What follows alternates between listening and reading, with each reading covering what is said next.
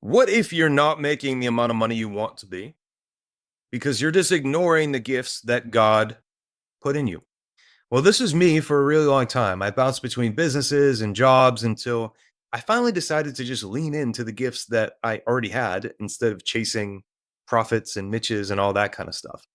In other words, when I stopped letting the outside world dictate my thoughts and I just listened to God, I built a company that made me millions of dollars. So, this video is going to be all about how to make 20K plus per month using the gifts that God put inside you.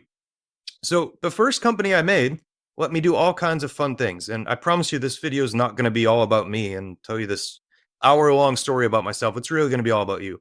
But I do want you to understand where I came from because it's probably pretty similar to where you are now and where you want to go. So, because I built a business, I was able to go on cool, fun masterminds and meet with cool people. This is me and Mark Dama, who's a good friend of mine. He's mentor to like billionaires, I think now, of performance coach, that kind of guy. Super cool guy, good friend.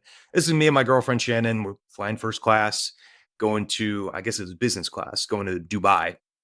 Super cool. If you've never done it, they have lay down beds and they give you pajamas. It's a great time. And this is me and Shannon again, just hanging out on the beach. But again, this video is not about me. It's really all about you. And I want you to understand my journey before we get into all the nitty-gritty and all the fun stuff. So when I first graduated college, I did everything I possibly could to not get a real job. So what I did is I became a freelancer. If you don't know what a freelancer is, it's just kind of like a contractor online. So I would do random internet things, marketing, copywriting, email, all this kind of stuff. I was able to make around 3K a month and pay off my student loans, which that was cool. And then around 2019, I made my first inside out business. And this is what I'm going to tell you how to do in this video. And this is what I want you to start with because this is the best way to make a business, in my opinion. When I built that business, you see, I actually have a tax return, a screenshot of my tax return. First company I made was called Daniel the Marketer. Very, very creative.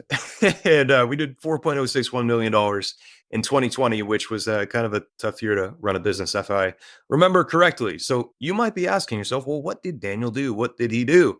And I made a solar ad agency. And don't worry, if that sounds like the most boring thing in the world, it's not what this video is going to be about at all.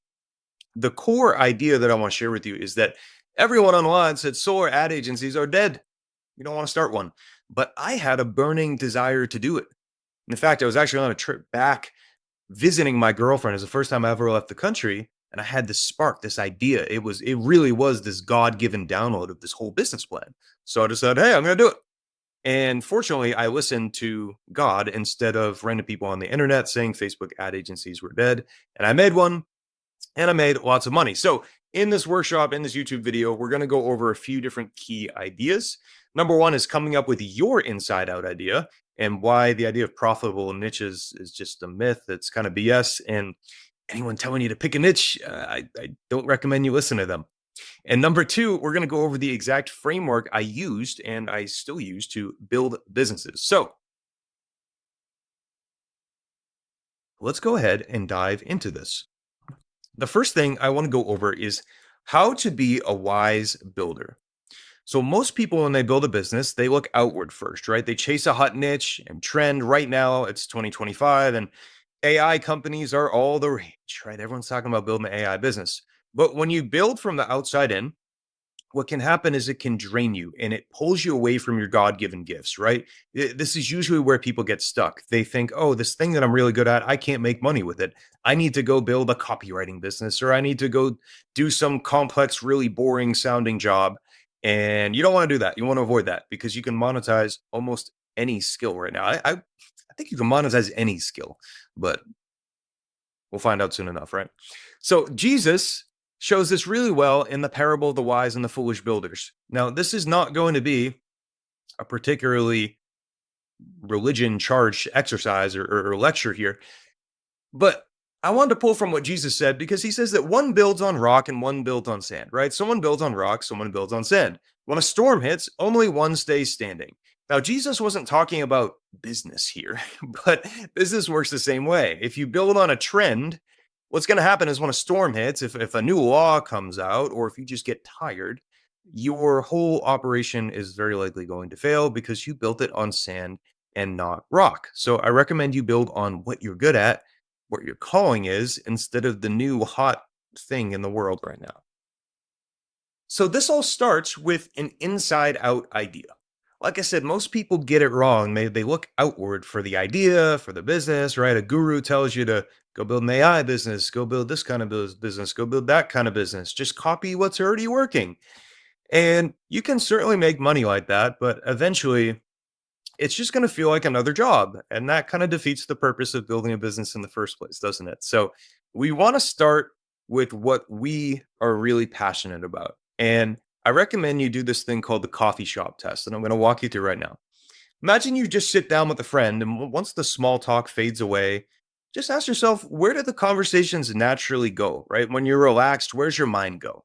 Is it going to talking about sales or talking about guitar or talking about, I don't know, how to run ads or something, right? Where is your mind predominantly going? Now, for a lot of you, that's going to make sense.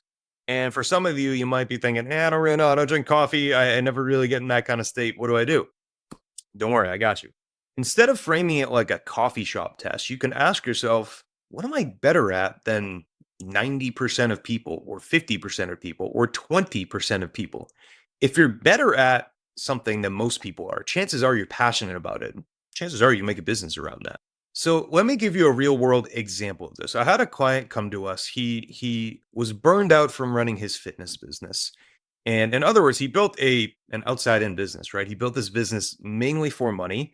And because of that, he burned out and he actually just got a job after. He just was bored of the fitness world. He didn't really care about fitness. So when he came to us, I had him do this coffee shop test and he realized that he didn't care about fitness. He didn't care about his job either. But what he really did care about was sales. Anytime he would be talking with a friend, an entrepreneur, it would go back to sales. So what we do, we rebuilt everything about his business and his offer around sales, not getting jacked. Once he aligned with his real gift, everything just started moving. Ideas came naturally and things just felt fun again, right? Because really at the end of the day, no system, no tactic is going to compensate for building the wrong business in the first place. So when you get this right, you get this energy flywheel effect that consistently supports you. You put work in, that work energizes you, which then gives you energy to do more work, which is the exact opposite of doing like 9 to 5 work, or I don't know, working as like a cashier or something at a grocery store, which I did for a while. That work drains you, and then you don't want to do that work, and then that's the opposite of a positive flywheel. It's a negative flywheel. So if you get this wrong, you can just get stuck doing work or working in a niche, building a business that you don't actually love. And really, my big message here is the niche itself does not matter, but how you feel about the niche makes all the difference. Remember, my agency was dead. Facebook ads for solar, that's dead, dude. Don't do that. Yet I made millions of dollars doing that because I felt really passionate about it. All right. So at this point, you might be looking like this little reptile guy, or you might be feeling like this little rich monkey guy. So if you are struggling to come up with an idea, don't worry. Watch this video in full, and it's very likely that the idea will just form in your head naturally. Give it a day or two if it doesn't. Now, if you're really stuck, there's in the description, there's a link to a custom chat GPT AI. We're actually going to have you go outward to get this inward idea. And you can just talk to it and think with it. And a lot of times you'll come up with an idea that makes sense. Now, if you are feeling crystal clear on your idea and you're like, dude, let's go ahead and get to some tactics here. I'm feeling good and know what charges me up. Sweet. If you want to like, subscribe, maybe drop a comment, let other people know what your idea is so you can inspire them. That'd be super sweet. Now, that being said, let's get into the FAME framework, because this is how you're going to go out and actually build this inside out business. You can copy this, you can steal this, you can implement it. And I promise you, if you follow the steps, it's actually going to work.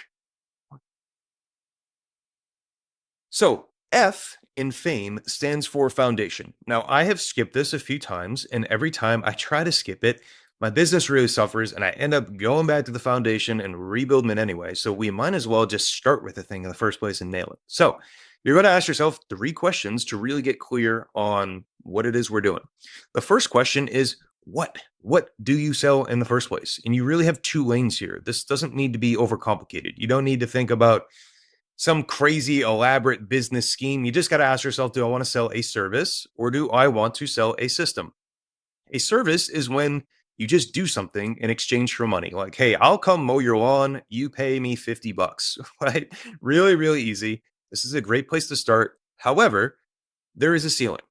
So, for example, if you're a personal trainer, you can only train so many people in the day. Now, if you are brand new to business, you have never even thought an entrepreneurial thought in your life, you never run a business, I recommend starting with a service. Ideally, it's a service around an inside out idea because you have energy to do that service. You see where we're going here, right? We're building on things. And what that's going to do is it's going to teach you all the tools that you need to really run a business. It's going to teach you sales, it's going to teach you fulfillment, it's going to teach you what your market wants. It's just going to get you making money online and you don't have to do anything complex. Okay, so that's the first what that you can sell, a service. You go do stuff for people. Pretty advanced. So lane two is an actual system. This is where you turn what you know into a system.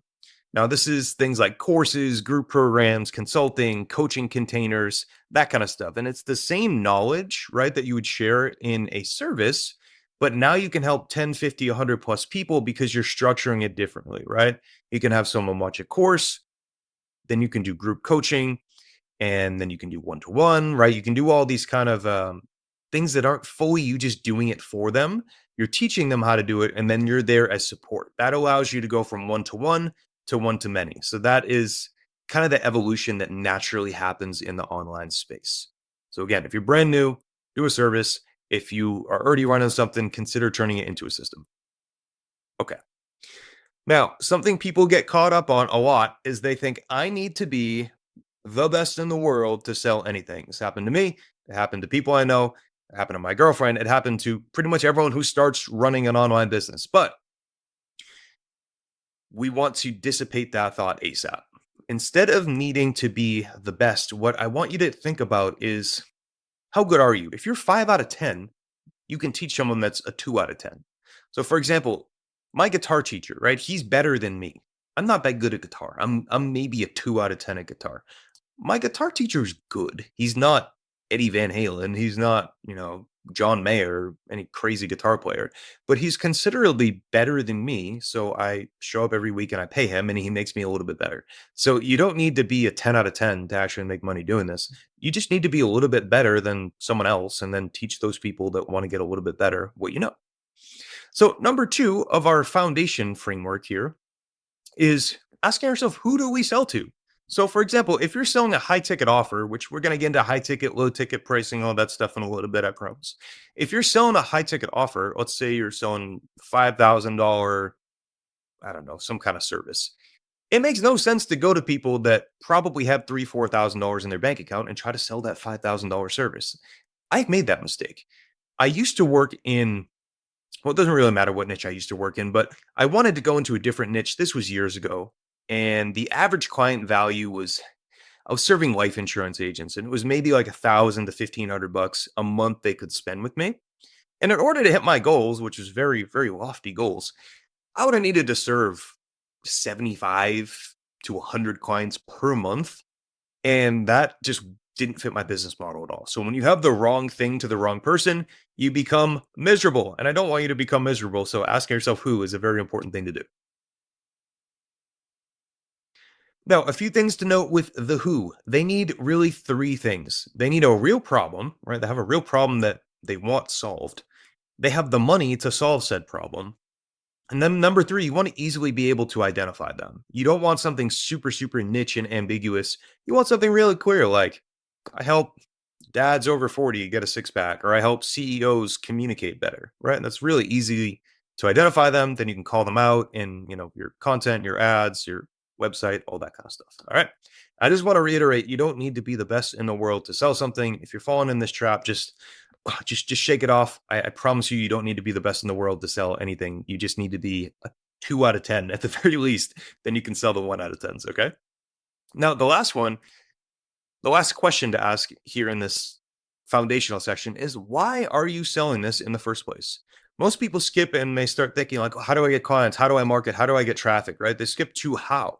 But if your why is not clear, you are at risk of building an outside in business. And an outside in business is no fun and it's going to drain you. So let me give you a practical example here. I built an AI company about a year ago, And I truly, I confess, I built it just to catch the AI wave. I got wrapped up in all the AI hype, and I thought, you know what, I'm going to get ultra rich and make billions of dollars with AI. And what ended up happening, my why was just about money, and the business became shallow. I didn't enjoy working in it, and I actually ended up leaving the company altogether and just gave it over to my business partner and said, "You take it. I don't want to be in this space."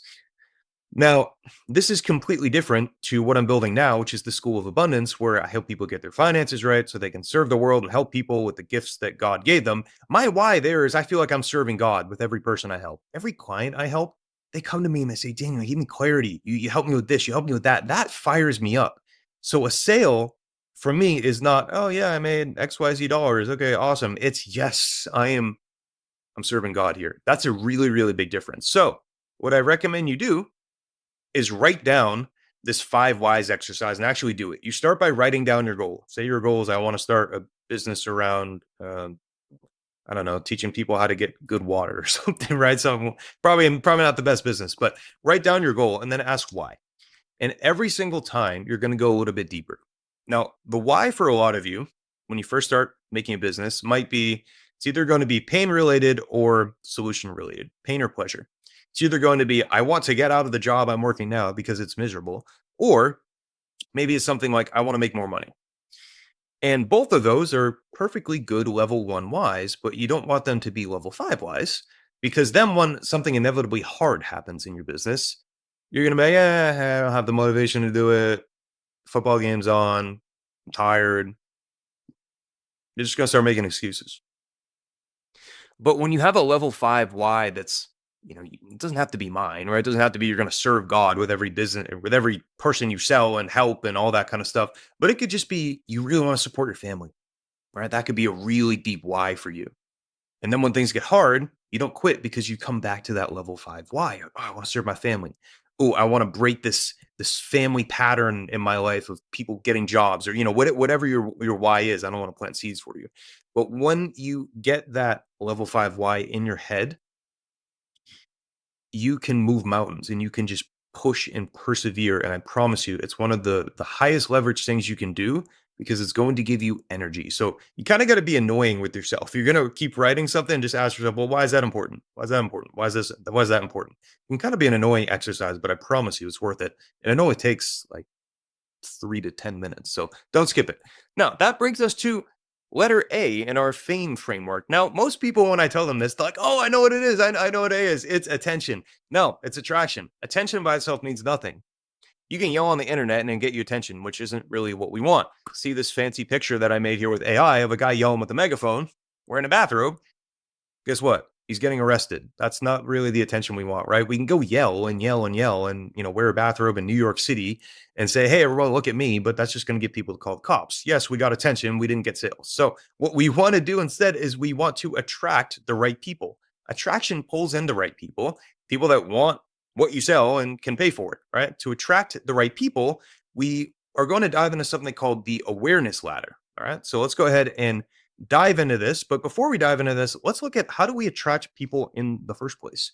Well, it's really content, ads, or outbound. Now, for the sake of this video, outbound, I'm just going to say it's miserable. If you've ever cold DM'd people, cold called people, it is pretty boring. And I don't recommend you do that unless you just absolutely need to make money like in the next 6 hours.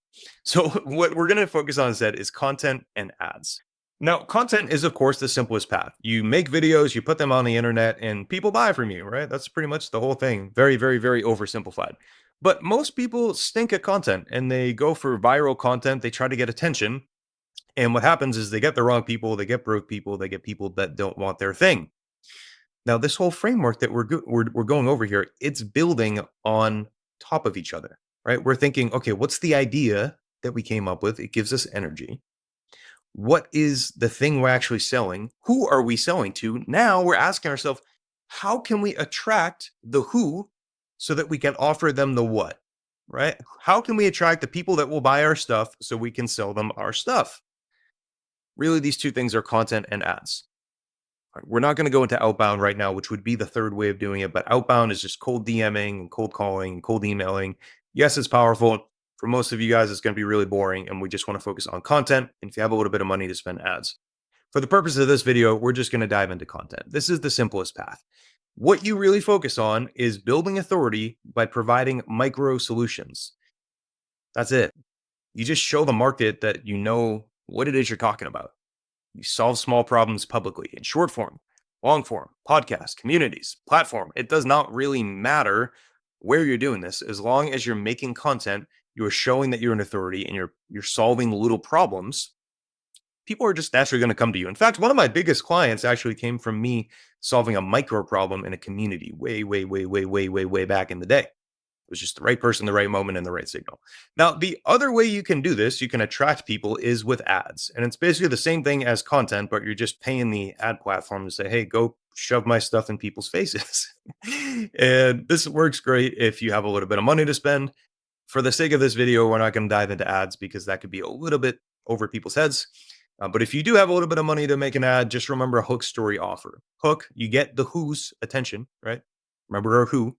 You say something that gets their attention, usually through a pain point or a solution. Then you tell a story to show them, hey, I understand you. And then you just give an offer, a next step, which is like DM me, watch this video, book a call, that kind of thing. Again, we'll do a deep dive on ads at some point, not really in this video. But for this video, just think about content, right? Just think about how can I make good content because it's free, it's fast, and algorithms are pushing new creators and organic content more than they ever have before, which is great. Now, that all being said, I want to walk you through the 5 levels of awareness. Now, I can't take credit for this genius idea here. This was invented many years ago, I believe in the 1920s, by a guy named Eugene Schwartz. And he wrote about it in a book that costs like $400. So I don't recommend you buy that book. It's a good book, but I'm going to tell you what that book's all about in the next 60 seconds for free. So the main idea is that there's 5 levels of awareness that your prospect has. If they are completely unaware that they have a problem, they're unaware that they need to buy your thing, you need to make content that challenges the beliefs that they have, so it opens up their eyes to possibilities they haven't considered. For example, imagine you're selling, you probably wouldn't be want to selling this, but let's say you're selling air freshener. If I have a cat and my house smells like cat pee, I don't even know my house smells like cat pee, so I don't know that I need to buy this air freshener. If I make content that says, hey, do you have a cat? Your house probably smells terrible. Buy my thing that removes this horrible smell. What have I done? I've taken a prospect from unaware to problem aware, and when they're problem aware, they're more likely to buy. Okay? That leads us to level 4, which is problem aware. This is where you agitate the real problem, right? You help them see what's holding them back. This is going to be different across different niches, but if you can make a content if you can make content about their problem, kind of like I'm doing here in this video about you're looking outside in for all the answers, well, guess what? Now I'm taking someone from problem aware to, oh, they understand that the solution is this thing that this guy has. My solution here in this video is, of course, start an inside out business. It's better than making some boring AI company that you don't care about, right? That leads us to level 3, which is solution aware. You show your method. You demonstrate your unique approach to solving a problem. That, of course, makes someone aware of the product.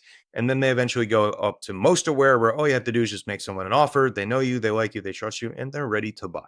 All right. So this is how you want to think about content. You want to think about it with this ladder. You don't want to chase attention. You want to become magnetic, because if you're magnetic, you attract the people who want what you sell and can afford it. So in other words, I'll take 500 views from qualified people over 500,000 broke views any day, right? All right, that leads us into the M of our FAME acronym framework thing here, and that is all about monetization.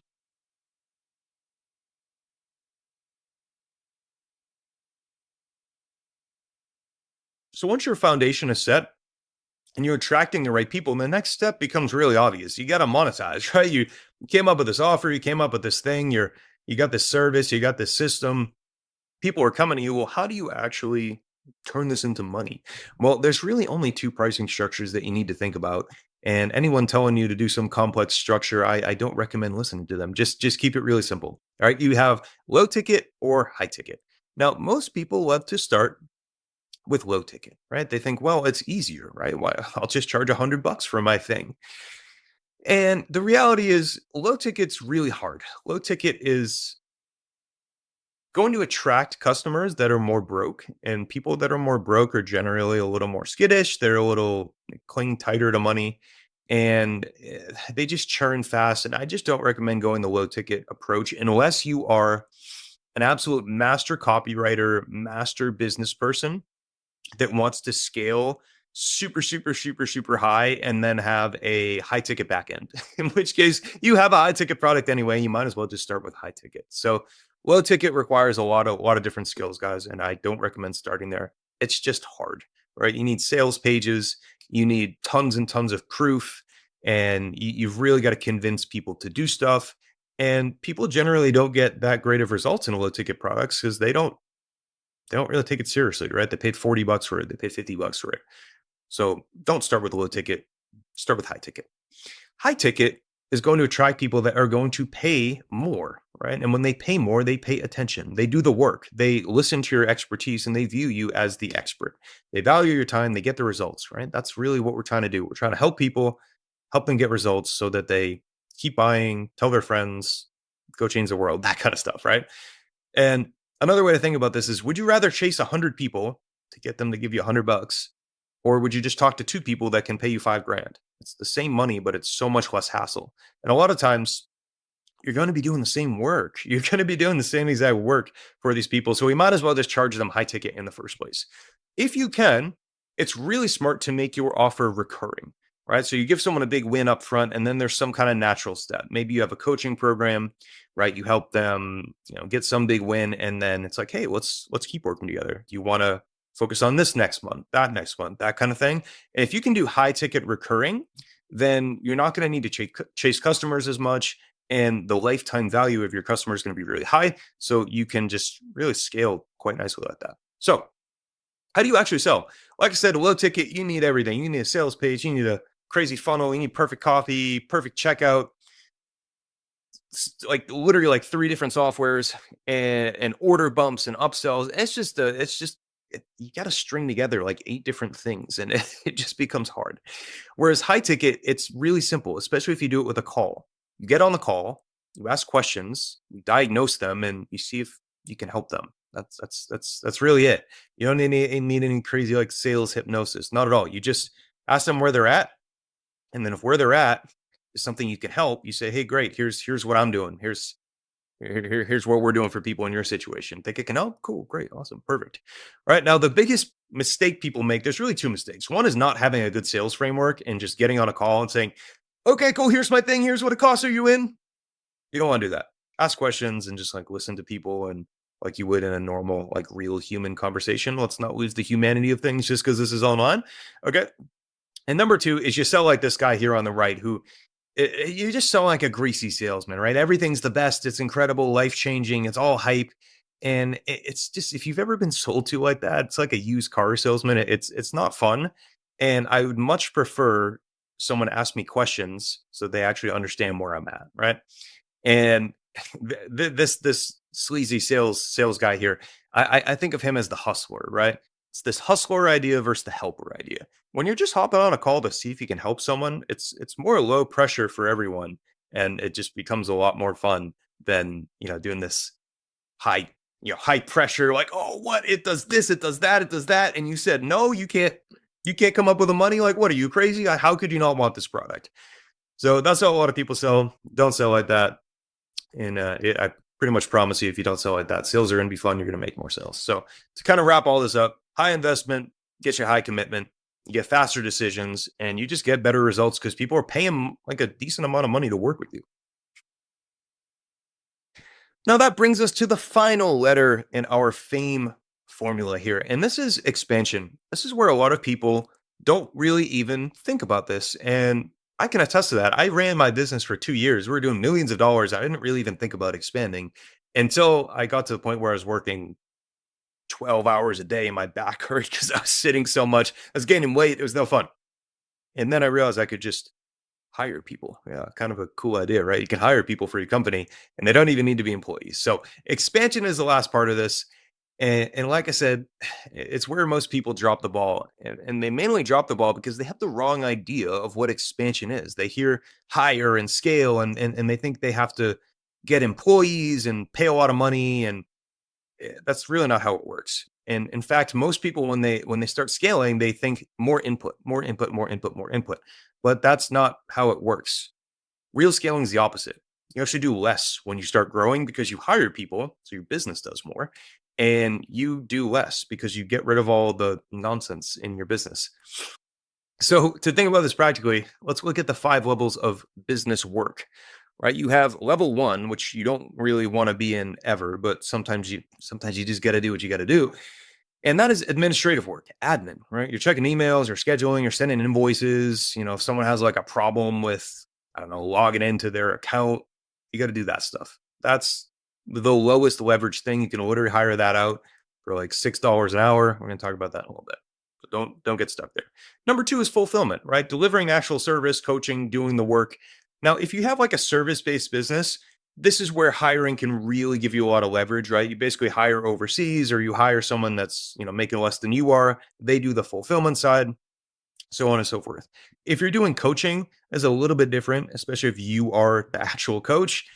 You don't really want to outsource that, right? That'd be kind of weird. But even then, you can hire people to fulfill other elements of your business, right? Maybe there's like a group call that happens twice a week. You do one, and then you have a coach that you pay, a lot less than you make to do that second call, right? Number 3, this is where you're getting a little bit better, is actually sales, right? Sales, DMs, closing. That's much more high leverage than admin and just being stuck and doing stuff all the time. And then marketing, content, ads, that kind of stuff. And then lastly is where you want to stay. You want to stay as a visionary if you can. Basically, you want to be in this idea of visionary and then hire out everything below visionary. And that's what lets you scale, right? That's where you want to live as much as possible. That's where your calling, your creativity, and your highest leverage are. Everything else you can document how to do it and hand it off over time. Now you're not going to do that immediately, but you can at least set up the system so that you're hiring out and you're not just stuck doing administrative and fulfillment stuff all the time. And yeah, this hits a little too close to home for me. I used to think no one can do it like me. I'm the only person that could do this. And because I thought like that, well, guess what? I was doing everything all the time and my life sucked. So there are 3 hires that will probably change everything for you. Number 1 is your VA. This is your first line of defense. They handle basic customer support, your inbox, like basic administrative tasks, payment follow-ups, just like that basic kind of boring stuff. If it doesn't require your brain, your gift, or your face, it should just go to a VA. Okay? Hire a VA as soon as you can. I heard someone at that fancy Dubai mastermind that I mentioned a while back. He said it great. This is a guy, Dr. Mike Diamonds. He's really great fitness guy. He said, a good VA, Daniel, will change your life. And I listened to him and I hired a VA and it changed my life. So I recommend you do that. You don't have to pay the high price of the mastermind to learn that. So number 2 is a sales rep. At the beginning, you want to take your own sales calls, right? Hop on a sales call and just start talking to people. And later on, as your calendar gets really filled up, you're going to want to work with the clients more and be that visionary more, right? And you're not going to want to be on sales calls. So once you get to maybe 20K a month, it's good to hire a closer, right? A closer that can hop on those calls and just close the deals so you don't have to worry about, having to take 4, 5, 6, 10 calls a day, right? And then the last one is your right-hand man, your right-hand woman. It's an operations manager, right? They are a generalist, not a specialist. They keep the machine running, right? Random things that pop up, they can do. They keep stuff moving. They glue the team together and they just make sure things don't break. Now, when I'm hiring someone, I like to think about if I can make someone's life better. Because think about this, if someone's making 10K a year doing like really hard work, they don't have freedom, they're just working really hard. And I come in, I say, hey, you can make 40 to 50K from home with more flexibility and growth. You're on your family more. They see that as a life changing opportunity. Those people are grateful. And because they're grateful, they work hard and they stay. Now, compare that to someone that's making 70K a year. They graduated from Harvard, they're very prestigious, and they feel like they deserve 200K a year, but they're only getting paid 70K. I can go in and offer them 180K, 1.5 times what they're getting paid now, but they feel like they should be making 200K. And because they have that mindset, they are going to feel underpaid, resentful, maybe a little sassy, and an attitude is really hard to fix. And if you hire solely for skill, you're generally going to hire these people that they're very prestigious and they have all these degrees and that kind of stuff. But if you find someone with a good attitude, like our little cartoon guy here, he's got all the skills in the world. He just needs chance, right? He just needs a chance to go do something. That is the best person you can hire. And I've hired those people in my businesses, and they continually blow me away with how hard they work, how dedicated they are, and how much easier they make my life.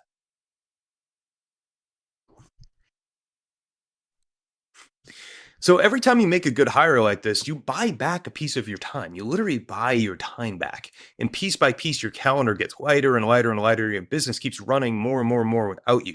Now, a few mistakes I see made from people in the community and myself, to be honest with you, is just one. Number one is hiring too early. You don't need to hire until you're doing at least 10K a month consistently. And you need to understand your own business before you can lead others to it. The one exception to that is if you can hire a VA to do really basic stuff and you just kind of want to get in the mindset of, hey, I'm going to have a team, I'm going to have a VA, you can hire a VA, but don't get them on like a full time thing. I'm talking like 1, 2, 3, 4, 5 hours a week and find someone overseas so you're not bleeding cash on your team, right? One of the worst things you can do is your business is making a lot of money, but your team overhead is huge. You're not actually making any profit. I've seen that happen too many times. Number two mistake is just hiring based on credential, right? The fancy resume is almost always less valuable than a person who's hungry and coachable. So always favor hunger over credentials.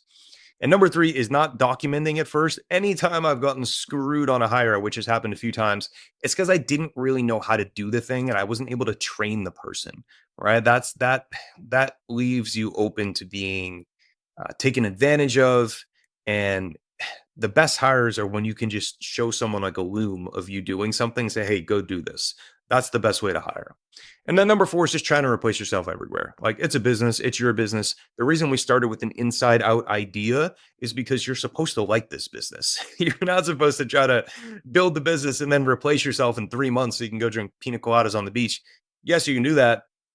But that's not really, it's just not the best way to do it, right? Because then your whole business is run by random people and is very likely going to fall apart. Trust me, I've gone down the road where I had pretty much the entire business running through other people, and it works. But you need to be at least a little bit involved, unless you have a really good operations manager. So that is the full Fame framework. You've really seen the whole thing. So I want to bring this all back together and glue it all together, right? You get these four pieces aligned with your God-given gifts, your inside out idea. You don't just have a business that makes money, you have a business that energizes you, it serves people, and it gives you your time back. So, to recap everything, F is for foundations. What are you selling? Is it a service? Is it a system? Who are you selling it to? Make sure they check all the boxes. If you don't remember what those boxes are, go back and watch the section on who you sell to. And then, why are you doing this thing in the first place? Is it just to make money? That's totally okay. But what is your level five? Why? Then we get into attraction, right? Let's just start making content. Yes, we can run ads. Yes, we can do outbound. Yes, we can do all these kind of things. But why don't we just make content that solves little small problems for people and then talk to people who start following us? That's like the easiest way. And then when we do talk to people, let's not be the sleazy, greasy salesman that is selling features and products and all that kind of stuff. Let's just help people go from where they are, which is some uncomfortable, problematic place, to where they want to go, which is where you came in and you solved all their problems and their life is great. Right. And then the last part of this is expansion. How can we buy back our time so we're not stuck building our own job, just fulfilling stuff over and over and over and over again, because that is no fun. So if you want my help with any of this stuff, you feel free to just click the work with me link in the description. I'll show you, that will just show you how everything works. Now, just a quick disclaimer, working with me is just not for everyone. It's not free like this YouTube channel. So yes, you do need a little bit of money to have personalized help. If you don't have any money, just subscribe to the YouTube channel. Just watch the YouTube channel. We give tons of stuff away here for free. So that being said, if you are in a position where you have a little bit of time and a little bit of money to invest in yourself, then it might make sense for you to book a call so I can help you shortcut that process and just start making money faster and don't fall into little pitfalls that I've fallen into in the past, right? So on that call, we will go over your idea to see if you're a good fit.